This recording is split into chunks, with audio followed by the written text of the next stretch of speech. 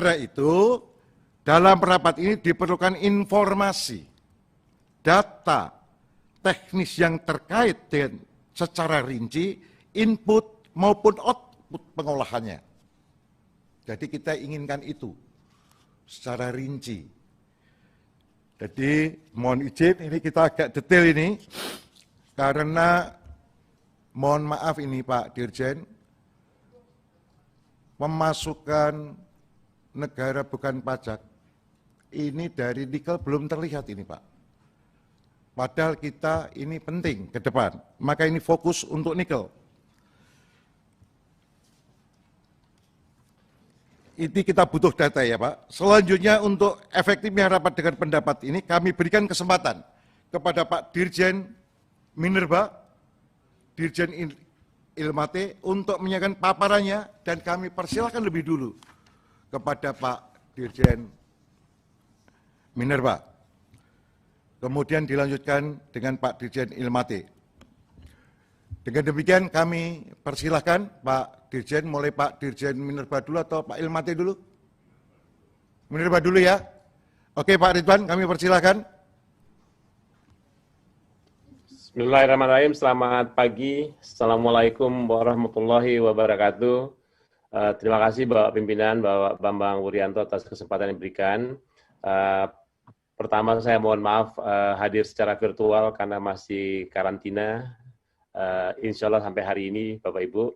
Kemudian yang kedua, saya berterima kasih kesempatan yang baik ini, kita akan terus melanjutkan topik mengenai hilirisasi. Sebelumnya saya menyapa juga para pimpinan dan anggota Komisi 7 yang telah hadir pada rapat pagi ini. Pimpinan. Kurang. Ya, Pak Dirjen, mohon izin, ya, suaranya Pak, kurang keras Pak Dirjen, yang di sini rasanya kurang. Ini udah terlalu tua ini Pak, monggo agak keras sedikit Pak Dirjen. Siap, baik Bapak Pimpinan, mohon maaf. Saya ulangi sekali lagi, terima kasih atas kesempatan yang diberikan. Kami menyambut baik sekali rapat ini karena menurut kami ini sangat penting Bapak Ibu. Sebelumnya juga saya ingin menyapa Bapak Pimpinan serta anggota Komisi 7, rekan saya Dirjen Ilmate, para pimpinan perusahaan yang terkait dengan nikel. Sungguh kesempatan yang baik ini kami ingin menyampaikan beberapa hal penting. Yang pertama, kalau boleh di slide berikutnya. Nah, ini kita ingin melihat bahwa ada dua topik yang ingin kami paparkan, Bapak Ibu Pimpinan, sesuai dengan undangan yang kami terima. Yang pertama tadi disebutkan oleh Bapak Pimpinan, pentingnya diagram alir teknologi mineral.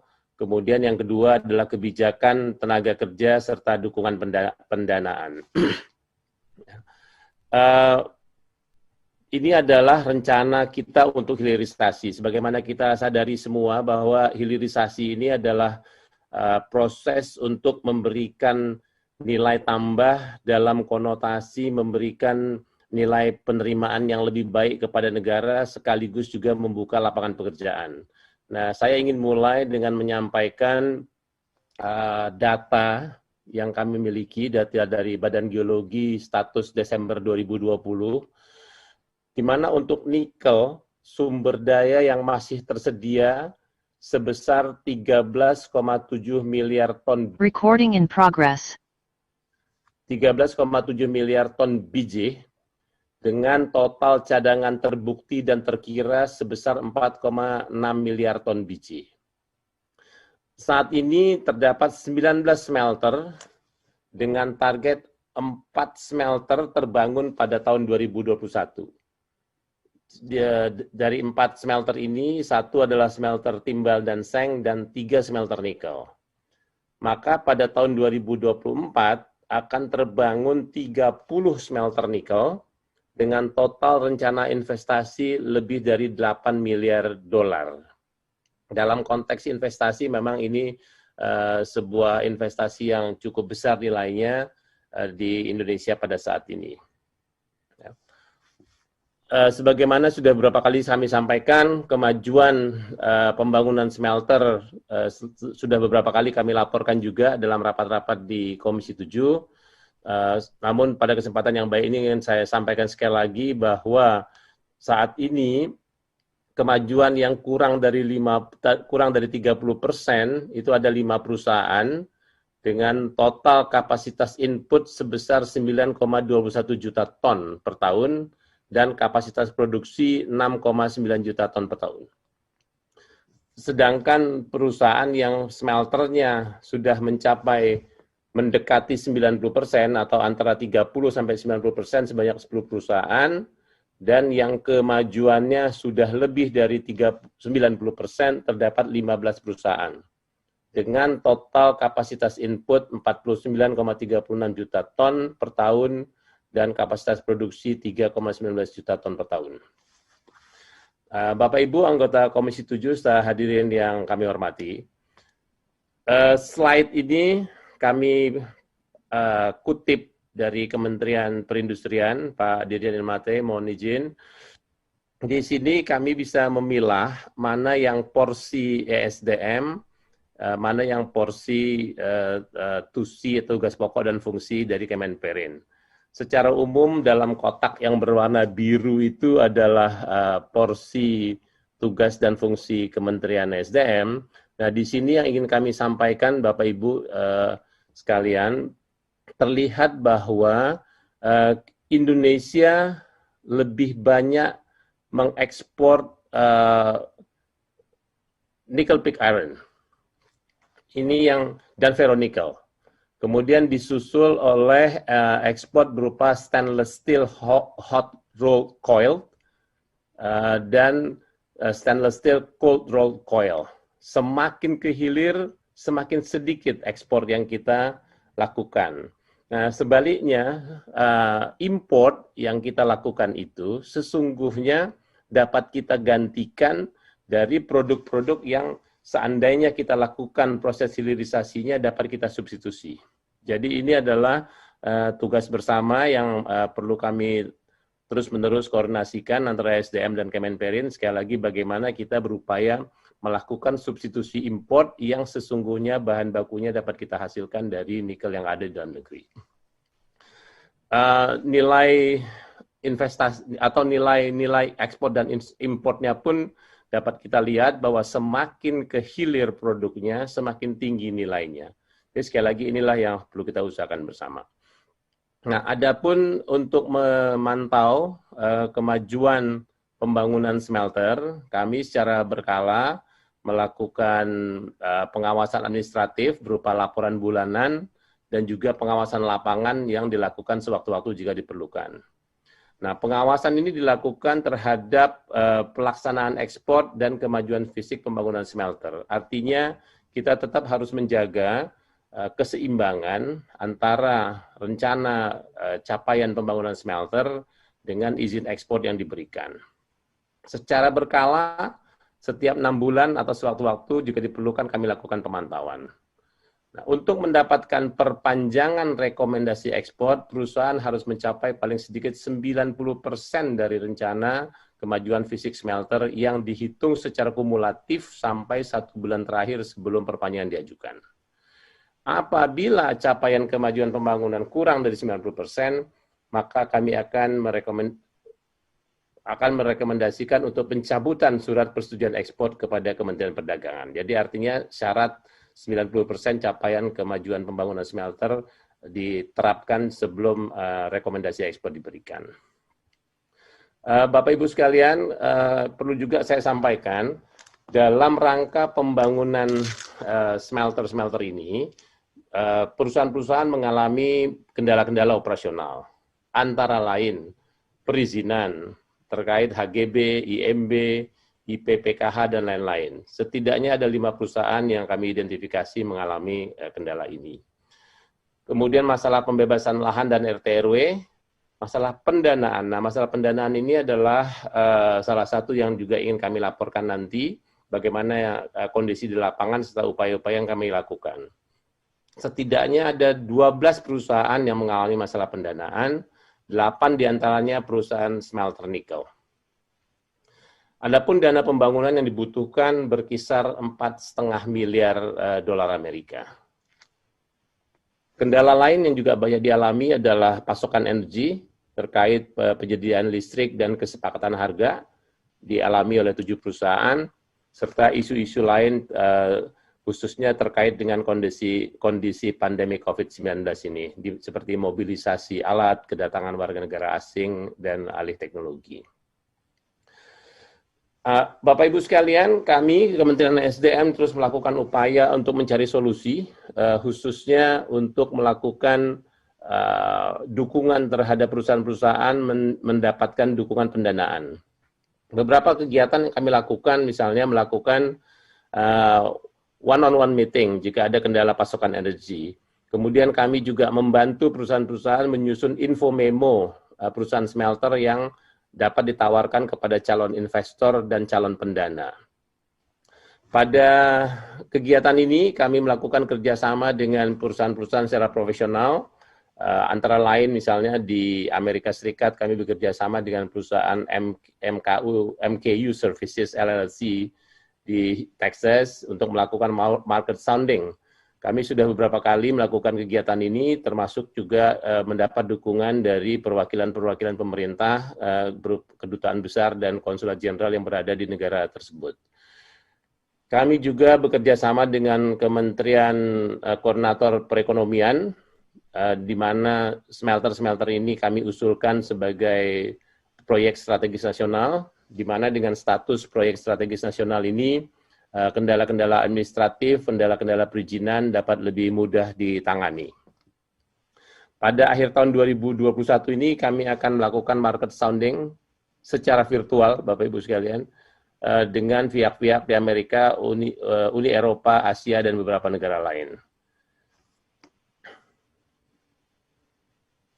Kami juga di Kementerian SDM membuat dokumen panduan acuan berupa Grand Strategi Komoditas Mineral dan Batubara yang digunakan untuk memberikan arah panduan bagi kegiatan-kegiatan hilirisasi ini.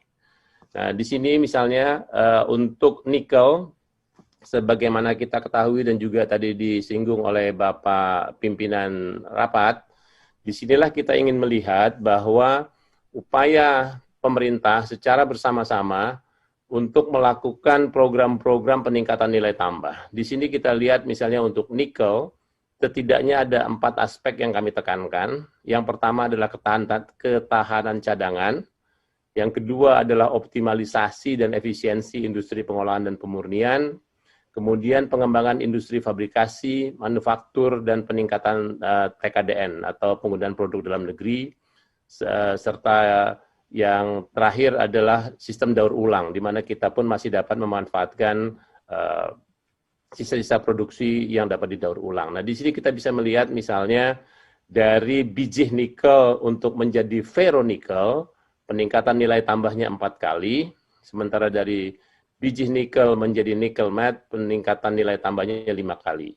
Nah, di sini sekali lagi kita perlu meneruskannya hingga lebih hilir, misalnya dari ferronikel menjadi hot rolled coil, dan dari nickel matte menjadi nickel ingot. Ini yang selalu kita dorong agar perusahaan-perusahaan, termasuk perusahaan-perusahaan yang hadir dalam rapat dengar pendapat pagi ini, dapat terus melakukannya dengan dukungan pemerintah.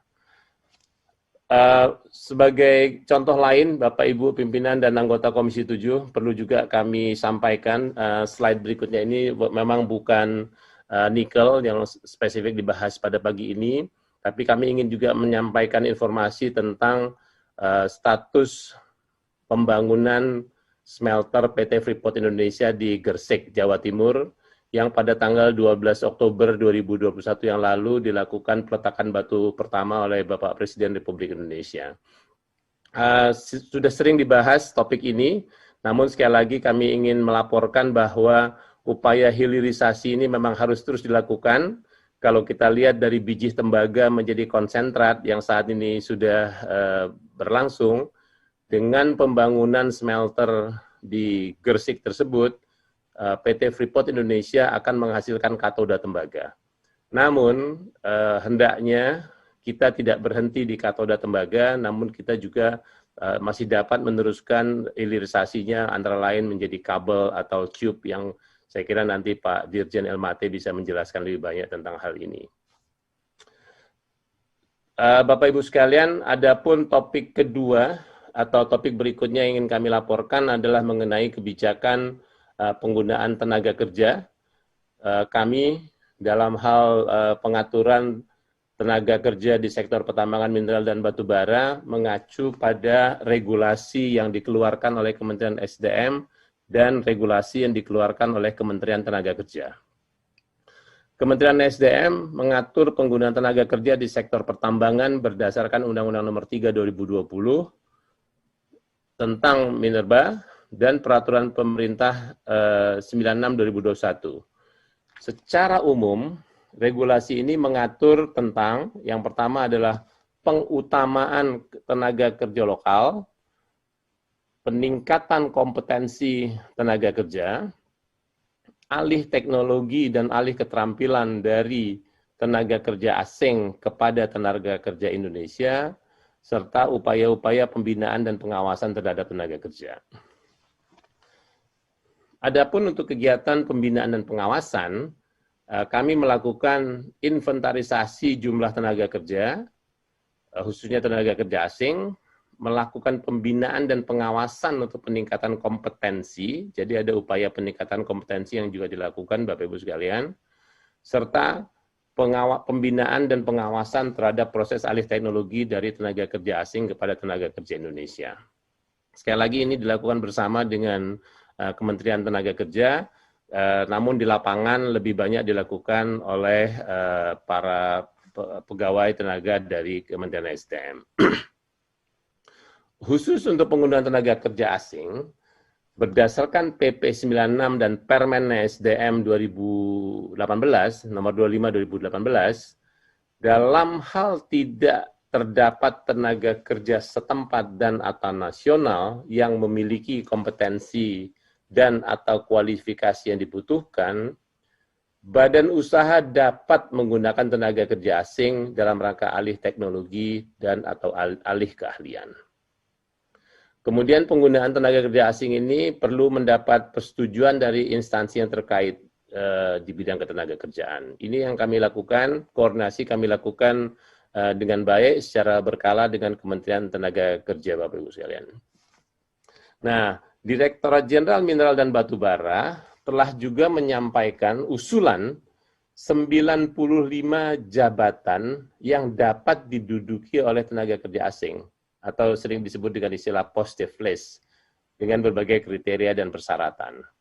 Nah, ini adalah usulan-usulannya, jabatan yang diusulkan, serta persyaratan-persyaratan, misalnya pendidikan minimal S1, kemudian adanya sertifikat keahlian, pengalaman kerja, serta masa kerja antara 3-5 tahun, dan usia. Ini semua kami atur untuk memaksimalkan ketersediaan tenaga kerja asing dan juga dalam rangka tetap menjaga pengutamaan tenaga kerja nasional. Kemudian kami juga mewajibkan tenaga kerja asing untuk memiliki rencana penggunaan tenaga, perusahaan-perusahaan akan harus melakukan ini. Kemudian TKI pendamping, jadi setiap TKA harus ada TKI pendampingnya. Kemudian juga melakukan pendidikan dan latihan bagi TKI pendamping sesuai dengan jabatan dan kualifikasi yang diduduki oleh TKA. Dan jika sudah berakhir masa tugas TKA, akan dikembalikan ke negara asalnya. Untuk TKA tadi sudah saya sampaikan syarat-syaratnya. Sementara itu kami juga melakukan upaya-upaya untuk penguatan tenaga kerja dalam negeri. Bapak Ibu sekalian, di sini kami ingin sampaikan bahwa kita melakukan pemetaan bekerja sama dengan 56 program studi di berbagai perguruan tinggi untuk melakukan penyesuaian atau link and match antara kebutuhan industri dan penyediaan lapangan pekerjaan. Kami juga melakukan kerjasama dengan lembaga-lembaga pendidikan, serta juga penyedia beasiswa, antara lain dengan LPDP, untuk meningkatkan kemampuan tenaga kerja nasional. Nah, pada tahun 2021, dari data yang kami miliki, terdapat 23.857 orang TKI di industri minerba ini. Plus 3.121 orang TKA. Ini yang dapat menjadi perhatian kita semua. Jadi sekali lagi untuk UPOP pengolahan pemurnian atau industri smelter ini secara sehari-hari kita sebut, perbandingannya sekali lagi bisa kita lihat secara keseluruhan hampir 24.000 TKI dan 3.000 TKA. Kira-kira 1:8. Nah, kemudian untuk nikel secara khusus, tenaga kerja total sebesar 21.691 orang TKI dan 3.054 orang TKA. Ini sekali lagi mudah-mudahan bisa menjadi penjelasan bagi publik perbandingan tenaga kerja yang tersedia. Namun hendaknya kita terus berusaha untuk mengurangi TKA sambil terus meningkatkan jumlah TKI yang berkompeten di bidang ini. Bapak Ibu sekalian, kami juga ingin melaporkan beberapa upaya untuk mendapatkan pendanaan bagi perusahaan-perusahaan yang sedang membangun smelter, khususnya perusahaan-perusahaan yang dalam ukuran menengah begitu. Kami saat ini sudah tidak-tidaknya ada 6 perusahaan yang sudah memasukkan info memo dan kami dukung, yaitu PT Ceria Nugraha Indotama, PT Laman Mining, PT Machika Mineral Industri, PT Mahkota Kona WH, PT Bintang Smelter Indonesia, dan PT Dinamika Sejahtera Mandiri. Nah, dari sekian banyak proposal dan komunikasi yang kami lakukan, terdapat juga calon investor yang telah menyatakan minatnya untuk terlibat dalam proyek ini melalui BKPM, yaitu Sumitomo Metal, Mitsui, dan Toyota Suso. Jadi setidak-tidaknya ada 3 perusahaan Jepang ini yang sudah menyampaikan minatnya untuk mendukung pendanaan pembangunan smelter. Kami juga mengidentifikasi beberapa bank yang berpotensi dan berminat untuk proyek smelter, antara lain Bank of China dan Japan Bank of International Cooperation.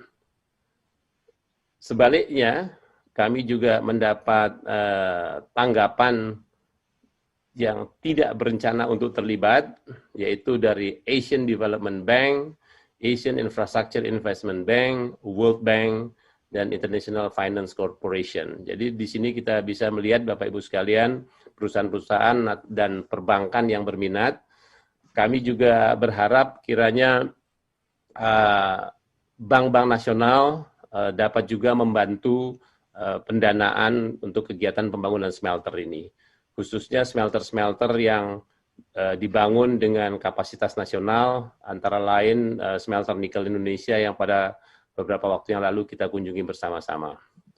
Nah, kami perlu laporkan juga, saat ini PT Ceria Nugraha Indotama telah berhasil mendapatkan letter of interest pendanaan untuk proses RKEF dari Bank Dalam Negeri, dan untuk proses expal didanai melalui sindikasi bank asing dan ekspor kredit dari ECA Finvera Finlandia. Itu Bapak Ibu sekalian, hal-hal yang ingin kami laporkan pada kesempatan yang baik ini. Semoga dapat mendapat dukungan dari Bapak Ibu sekalian dalam pelaksanaannya, kiranya nanti akan memberikan nilai tambah yang lebih besar bagi negara. Terima kasih Bapak Pimpinan serta anggota Komisi 7 yang terhormat. Terima kasih Pak Dirjen atas paparannya yang sudah cukup komprehensif, yang tentu akan didalami lebih dalam lagi ini. Nggak mungkin bisa langsung ini. Terima kasih Pak Dirjen. Selanjutnya.